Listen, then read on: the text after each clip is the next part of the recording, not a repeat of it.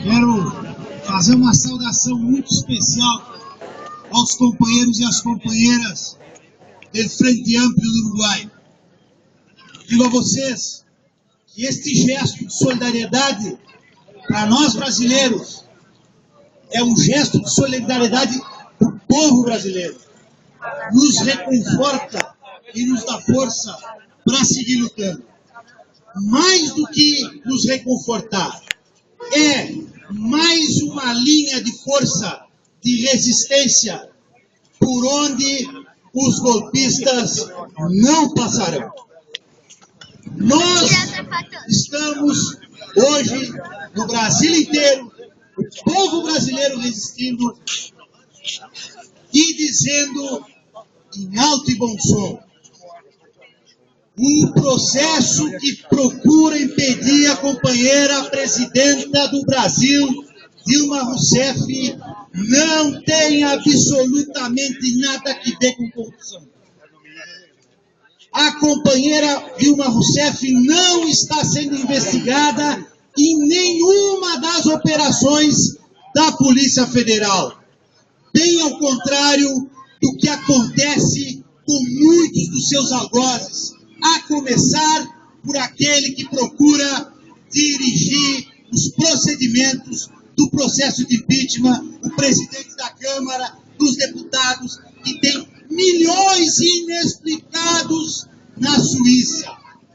E assim como ele, metade da comissão do impeachment e mais de 200 políticos brasileiros, a grande maioria ligada à direita política, ao neoliberalismo, às privatizações, às elites políticas e econômicas brasileiras. Dentre os quais os principais caciques do PSDB, o principal partido, liderança do golpismo hoje, o ex-candidato deles, que foi derrotado nas urnas, está listado entre os beneficiários de corrupção no Brasil. Esse é o líder que quer derrubar uma presidenta eleita com maioria dos votos e sobre a qual não pende nenhum questionamento criminal, nem ético e nem moral. As motivações disso nós conhecemos, vocês do Uruguai também conhecem. O processo no Brasil é muito parecido com o que aconteceu na Argentina, com o que aconteceu na Venezuela, com o que está acontecendo agora no Uruguai, onde o imperialismo, como disse o companheiro, ataca as nossas principais forças, as nossas principais estatais dos nossos países, que garantem a nossa soberania nacional.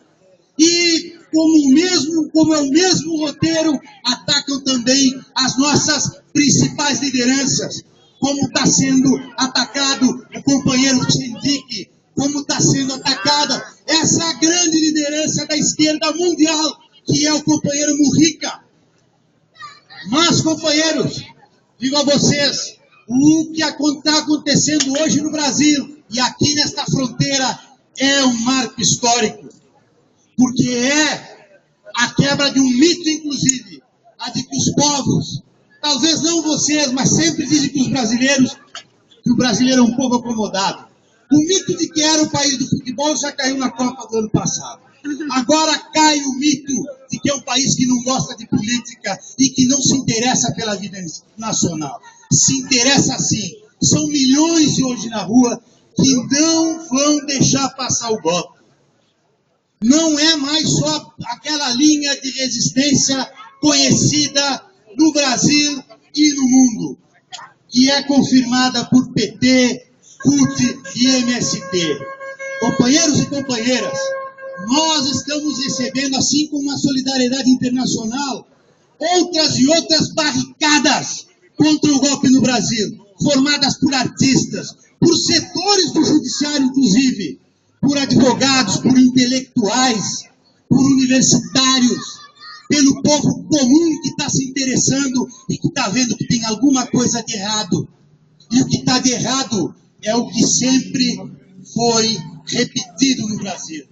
É essa obsessão em obstaculizar a nossa história, como se em cada grande momento que a gente fosse dar um salto à frente, um pulo na história, aquelas velhas forças da oligarquia, da aristocracia agrária, do capitalismo financeiro, viessem dizer que nós não podemos fazer história, que nós não podemos fazer política. E essas forças estão amparadas hoje pela oposição de direita no Congresso.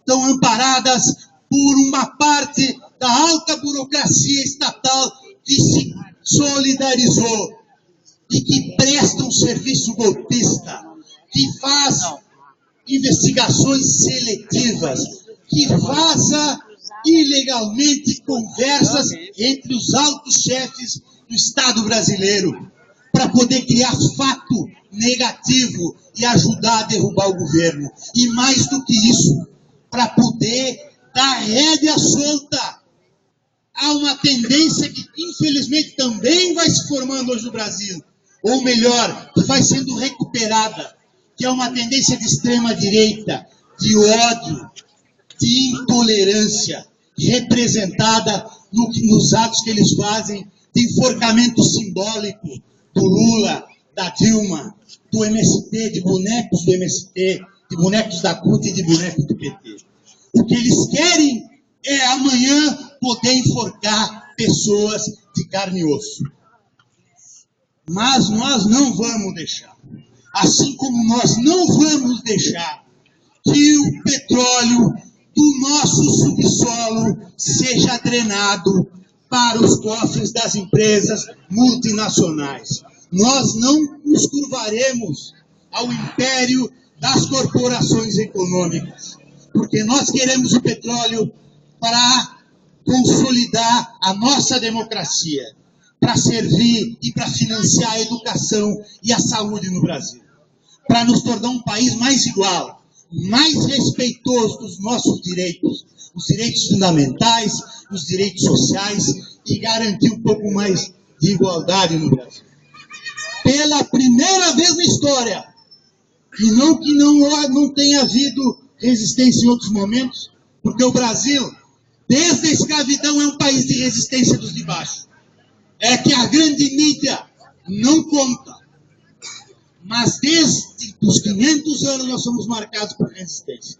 Mas pela primeira vez, eles vão encontrar a maior resistência que eles nem imaginam.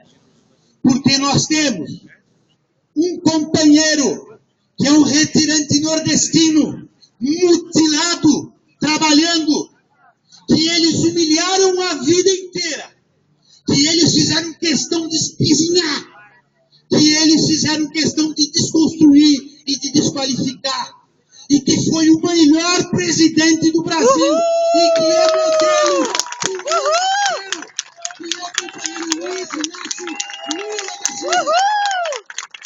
Esse companheiro está nos guiando, está nos liderando, e está mostrando ao povo que é necessário o Brasil seguir adiante. Nós não vamos, companheiros, se precisar nós faremos, mas nós não queremos um país convulsionado. O nosso país é um país dividido e provavelmente seguirá sendo. Nós hoje estamos numa defensiva. Queremos partir para uma ofensiva se ganharmos esse combate que está em aberto. Mas nós não queremos um país convulsionado. E não por isso que nós estamos resistindo. Não vamos deixar que o golpe passe, porque um golpe de Estado não tem nada a ver com o crime da presidenta e, portanto, a presidenta não pode ser impedida de governar o Brasil. Nós não vamos permitir que se repita o que sempre se repetiu na história brasileira. Eu quero pedir licença, embora eu goste muito do folclore uruguaio, para encerrar minha fala, me lembrando de um trecho de uma letra que é de cantantes, de artistas brasileiros, que diz o seguinte, que se chama Canção para a Unidade dos Povos Latino-Americanos, que é uma adaptação de uma música do Pablo Milanés. Mas que o verso diz o seguinte, e quem diz que a história é carroça abandonada, solta na beira da estrada. A história É um carro alegre, cheio de um